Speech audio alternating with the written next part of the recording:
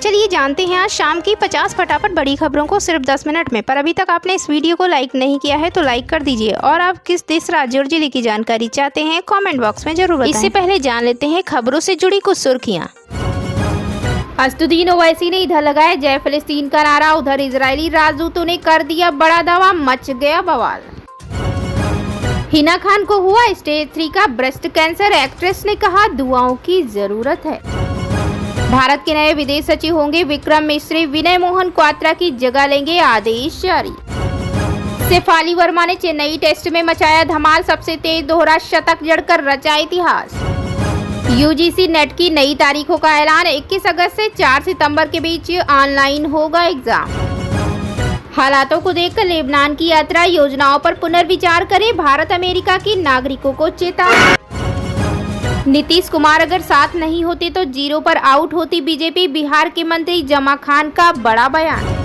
नेपाल में मानसून का कोहराम, बाढ़, बारिश और भूस्खलन से 14 की मौत। दिल्ली एनसीआर में बारिश ने तोड़ा 88 साल का रिकॉर्ड, फिर होगी 3 दिन तक झमाझम बारिश। यूपी में यशटेक प्रक्रिया को लागू कर किसानों तक बीमा का लाभ पहुंचाएगी योगी सरकार, ये है प्लान। राष्ट्रपति मुर्मू ने आपातकाल को काला अध्याय बताया, कहा देश ऐसी असंवैधानिक ताकतों पर विजयी हुआ। केजरीवाल की सीबीआई गिरफ्तारी पर संजय सिंह बोले, तानाशाही और अत्याचार का जल्द होगा अंत। तो चलिए बढ़ते हैं दोस्तों अपनी पहली खबर की ओर। हिना खान को हुआ स्टेज 3 का ब्रेस्ट कैंसर, एक्ट्रेस ने कहा दुआओं की जरूरत है। बता दें हिना खान अपने सोशल मीडिया पर एक पोस्ट शेयर की है जिसे देख उनके फैंस काफी निराश हो गए हैं। एक्ट्रेस ने बताया कि उन्हें कैंसर है। हिना खान ने कहा कि मुझे स्टेज 3 ब्रेस्ट कैंसर का पता चला है। हिना ने आगे लिखा, वह इस गंभीर बीमारी का ट्रीटमेंट करा रही है और अब वह ठीक है। उन्होंने लिखा, मैं इस बीमारी पर काबू पाने के लिए मजबूत, दृढ़ निश्चयी और पूरी तरह से प्रतिबद्ध हूँ। मेरा इलाज पहले ही शुरू हो चुका है और मैं इससे और भी मजबूत होकर उभरने के लिए हर संभव प्रयास करने के लिए तैयार। असदुद्दीन ओवैसी ने इधर लगाया जय फिलिस्तीन का नारा, उधर इजरायली राजदूत ने कर दिया बड़ा दावा, मच गया बवाल। बता दें AIM चीफ असदुद्दीन ओवैसी ने लोकसभा के अंदर जय फिलिस्तीन का नारा लगाया, जिसका असर दुनिया में देखने को मिल रहा है। इसको लेकर विवाद भी जमकर हो रहा है और उनके खिलाफ शिकायत भी दर्ज हो गई है। इन सब के बीच इजराइल के पूर्व राजदूत ने ऐसा दावा कर दिया जिसको लेकर भी बवाल मच गया। इसी बीच बढ़ते हैं दोस्तों अगली खबर की ओर। भारत के नए विदेश सचिव होंगे विक्रम मिश्री, विनय मोहन क्वात्रा की जगह लेंगे, आदेश हुआ जारी। बता दें भारत को नए विदेश सचिव मिल गए हैं। सरकार ने देश के उपराष्ट्रीय सुरक्षा सलाहकार विक्रम मिश्री को अगला विदेश सचिव नियुक्त किया है। विक्रम मिश्री की नियुक्ति 15 जुलाई को होगी। विक्रम मिश्री भारत के नए विदेश सचिव होंगे। वर्तमान में भारत के विदेश सचिव विनय मोहन क्वात्रा हैं। आपको बता दें कि क्वात्रा का कार्यकाल इस साल 30 अप्रैल को ही खत्म हो गया था, लेकिन केंद्र सरकार ने उनका कार्यकाल 6 महीने के लिए बढ़ा दिया था। तो चलिए बढ़ते हैं दोस्तों अगली खबर की ओर। शेफाली वर्मा ने चेन्नई टेस्ट में मचाया धमाल, सबसे तेज दोहरा शतक जड़कर रचा इतिहास। बता दें भारतीय महिला क्रिकेटर शेफाली वर्मा ने साउथ अफ्रीका के खिलाफ चेन्नई में धमाल मचा रखा है।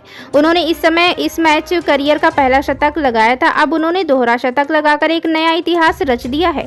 शेफाली ने केवल 194 गेंद में डबल सेंचुरी लगाकर महिला क्रिकेट में सबसे तेज दोहरा शतक लगाने का रिकॉर्ड भी अपने नाम कर लिया है। इसके पहले ये रिकॉर्ड ऑस्ट्रेलिया की एनाबेल सदरलैंड के नाम। तो बढ़ते हैं दोस्तों अगली खबर की ओर। यूजीसी नेट की नई तारीखों का ऐलान, 21 अगस्त से 4 सितंबर के बीच ऑनलाइन होगा एग्जाम।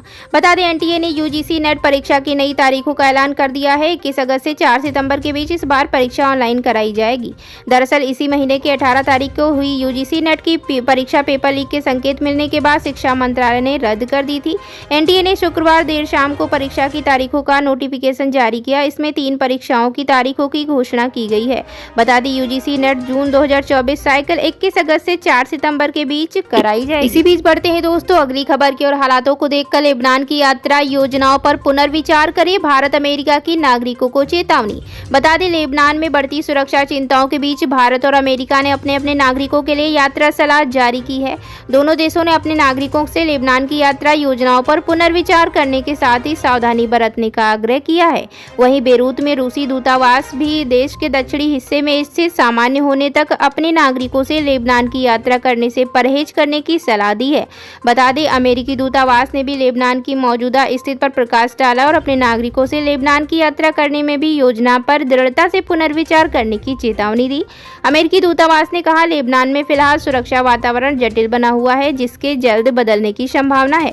दक्षिणी लेबनान लेबनान, सीरिया, सीमा क्षेत्र और दक्षिणी बस्तियों सहित कुछ क्षेत्रों की यात्रा करने से बचने की चेतावनी दी जाती है। तो इसी बीच बढ़ते हैं अगली खबर की ओर। नीतीश कुमार अगर साथ नहीं होते तो जीरो पर आउट होती बीजेपी, बिहार के मंत्री जमा खान का बड़ा बयान। बता दें, बिहार के मुख्यमंत्री नीतीश कुमार के एक मंत्री और जेडीयू नेता ने गुरुवार को एक ऐसा बयान दिया जो शायद बीजेपी को रास न आए। सूबे के अल्पसंख्यक कल्याण मंत्री मोहम्मद जमा खान ने कहा कि अगर बिहार में नीतीश कुमार बीजेपी के साथ नहीं होते तो उसका लोकसभा चुनाव में एक भी सीट जीत पाना मुश्किल था। खान ने कहा कि बिहार की जनता नीतीश कुमार के चेहरे पर भरोसा करती है। उन्होंने कहा 2025 में होने वाले बिहार विधानसभा चुनाव के बाद भी राज्य में नीतीश कुमार के नेतृत्व में ही सरकार बनेगी। तो बढ़ते हैं दोस्तों अगली खबर की ओर। नेपाल में मानसून का कोहराम, बाढ़, बारिश और भूस्खलन से 14 की मौत। बता दें, नेपाल में मानसून ने कोहराम मचा रखा है। देश में पिछले 24 घंटों में तेज बारिश की वजह से हुए भूस्खलन और बाढ़ के चलते कम से कम 14 लोगों की मौत हो गई है, वहीं कई लोग घायल हो गए हैं।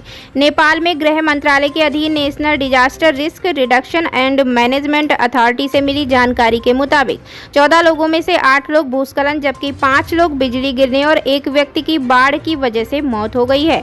एनडीआरएमए के प्रवक्ता दीजन भट्टाराई ने बताया कि उन्होंने 26 जून को कुल 14 घटनाएं दर्ज की, जिसमें से 14 लोगों की जान चली गई। वहीं घटना में 2 लोग अभी भी लापता हैं जबकि 10 लोग घायल हुए हैं। चलिए बढ़ते हैं दोस्तों अगली महत्वपूर्ण खबर की ओर। दिल्ली एनसीआर में बारिश ने तोड़ा 88 साल का रिकॉर्ड, फिर होगी 3 दिन तक झमाझम बारिश। बता दें, दिल्ली में आज इतनी बारिश हुई कि 88 साल पुराना रिकॉर्ड टूट गया। वहीं अभी और बारिश होनी है। आईएमडी ने इसे लेकर चेतावनी जारी की है। दिल्ली एनसीआर की पहली बारिश ने ही राजधानी का बुरा हाल कर दिया है। शुक्रवार को सुबह 5 बजे जमकर बारिश हुई जो करीबन 2 घंटे तक चली। इस कारण दिल्ली की सड़कें तालाब बनी नजर आई। आलम ये रहा कि पहली ही बारिश ने दिल्ली के ड्रेनेज सिस्टम की पोल खोलकर रख दी। अभी इस पर आईएमडी ने अपने आंकड़े जारी किए हैं। आईएमडी ने बताया कि बारिश ने अपना 88 साल पुराना रिकॉर्ड तोड़ दिया है। मौसम विभाग के अनुसार पिछले 24 घंटों में 228.1 मिलीमीटर बारिश दर्ज की गई। ये पिछले 124 सालों में दूसरी सबसे अधिक बारिश है। तो बढ़ते हैं दोस्तों अगली खबर के। यूपी में यशटेक प्रक्रिया को लागू कर किसानों तक बीमा का लाभ पहुंचाएगी योगी सरकार, ये है प्लान। बता दें, फूड बास्केट ऑफ इंडिया के तौर पर देश दुनिया में उत्तर प्रदेश की पहचान को प्रशस्त कर रही योगी सरकार ने अब प्रदेश के किसानों की फसलों की सुरक्षा को लेकर एक नया कदम उठाया है। प्रधानमंत्री फसल बीमा योजना के अंतर्गत अब प्रदेश में yield estimation system based on technology यानी यशटेक को लागू करने की प्रक्रिया शुरू करने जा रही है। इस प्रक्रिया के साथ ही restructured weather based crop insurance scheme के अंतर्गत फसलों की मॉनिटरिंग व रखरखाव की प्रक्रिया को दुरुस्त करने की दिशा में योगी सरकार ने कदम बढ़ा दिए हैं। उल्लेखनीय है कि प्रदेश की फसलों को मौसमी आपदाओं से बचाने, किसानों को फसलों का बीमा उपलब्ध कराने तथा ग्राम पंचायत स्तर पर फसलों के निरीक्षण की प्रक्रिया को और सुदृढ़ बनाने के लिए योगी सरकार द्वारा एक विस्तृत कार्य योजना तैयार की गई है। अब इसी कार्य योजना को क्रियान्वित करते हुए कृषि विभाग ने प्रदेश में यशटेक को लागू करने के लिए टेक्नोलॉजी इम्प्लीमेंटेशन पार्टनर की नियुक्ति की प्रक्रिया शुरू कर दी है।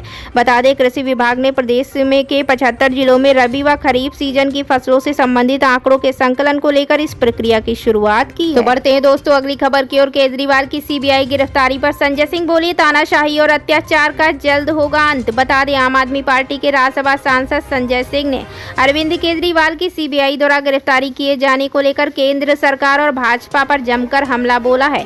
संजय सिंह ने कहा, जना मोदी सरकार की तानाशाही का अंत होगा। उन्होंने कहा, दिल्ली में प्रचंड बहुमत से 2 बार चुने गए मुख्यमंत्री अरविंद केजरीवाल के साथ अन्याय और अत्याचार किया जा रहा है। संजय सिंह ने कहा, जमानत मिलने के बाद नियमों के खिलाफ जाकर बेल ऑर्डर पर स्टे लगाया जाता है, इसके बाद सीबीआई गिरफ्तार कर लेती है।